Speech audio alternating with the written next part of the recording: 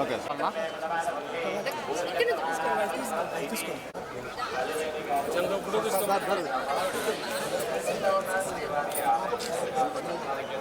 వచ్చాను సార్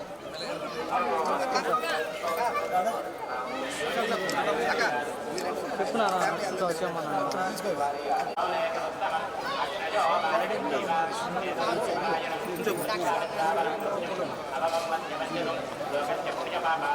అయిపోయాను sir sir వచ్చాను సార్ మీరు వెళ్ళిపోతాం ఆయన వస్తే వెళ్ళిపోతాం నేరుగా అర్థం రాకుండా ఉంటాం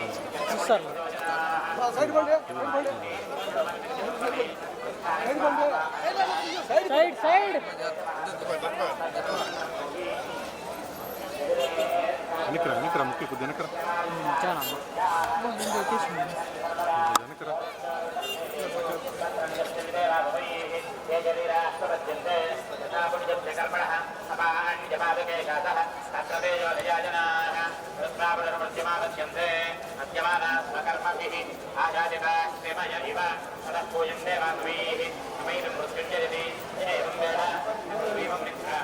మినిస్టర్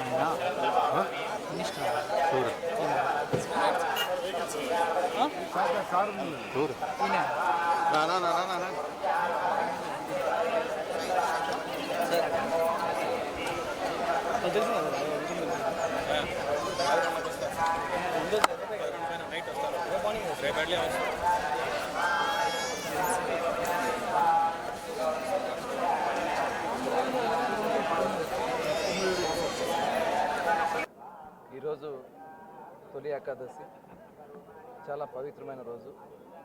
ఈరోజు స్వామివారి దర్శనం చేసుకోవడం చాలా ఆనందంగా ఉంది. ఉదయం కాణిపాకంలో విఘ్నేశ్వరుడికి అభిషేకం చేసుకుని స్వామివారికి వచ్చి ఈరోజు దర్శనం చేసుకోవడం జరిగింది. రాష్ట్రంలో అందరూ కూడా సుఖ సంతోషాలతో ఉండాలని, ముఖ్యంగా ఈ రాష్ట్రాన్ని గత 5 సంవత్సరాల్లో నష్టపోయిన నష్టాన్ని అంతా కూడా ప్రజలకి ఆనందకరమైనటువంటి పరిపాలన అందించడానికి అన్ని రకాలుగా శక్తులు భగవంతుడు ముఖ్యమంత్రిగా నారా చంద్రబాబు నాయుడు గారికి, అలాగే ఉప ముఖ్యమంత్రి పవన్ కళ్యాణ్ గారికి, మొత్తం రాష్ట్రంలో ఉన్నటువంటి అందరికీ కూడా శక్తులు వాళ్ళని చెప్పి భగవంతుని ప్రార్థించడం జరుగుతుంది.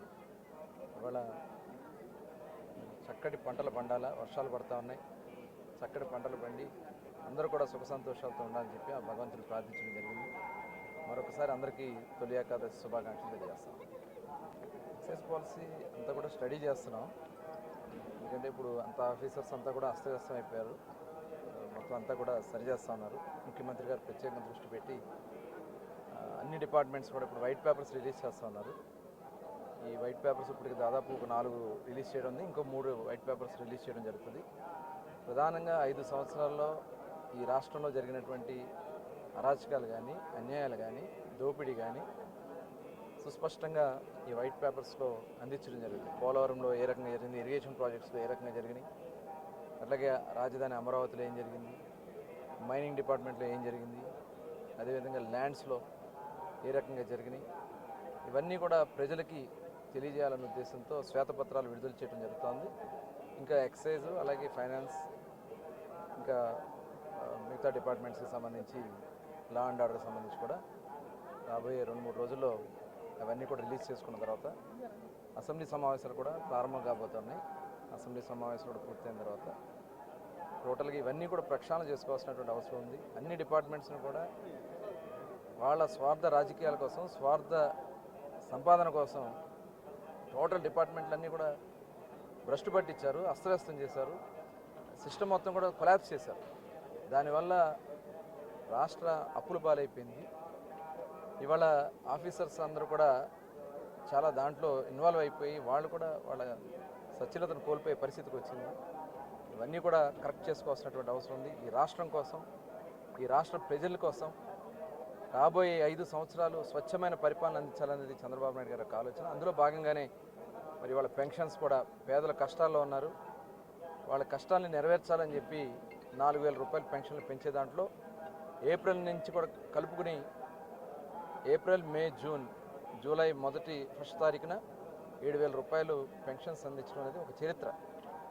దాదాపు 33,000 కోట్ల రూపాయల పైన ఇవాళ ప్రజలకి ఇవాళ ఎవరైతే పనులు చేసుకోలేరో, వికలాంగులు, వితంతువులు, వృద్ధులు ఉన్నారో వాళ్ళందరికీ కూడా ఈ పెన్షన్ అందించడం జరుగుతుంది. చాలా పారదర్శకంగా ఇంటికి తీసుకెళ్ళి ఇవ్వడం జరుగుతుంది. ఇది కంటిన్యూ చేసుకోవాల్సినటువంటి అవసరం ఉంది.